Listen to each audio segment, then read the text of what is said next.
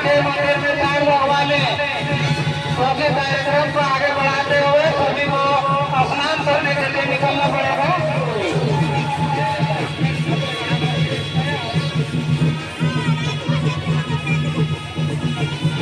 Hello,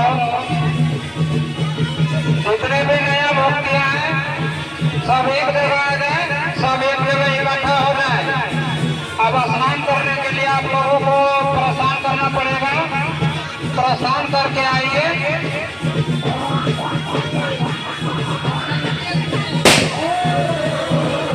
सभी नया शिव भक्त और भक्तिया से आग्रह है कि शरण लगाएंगे, उसके बाद भी आगे कार्यक्रम बढ़ेगा।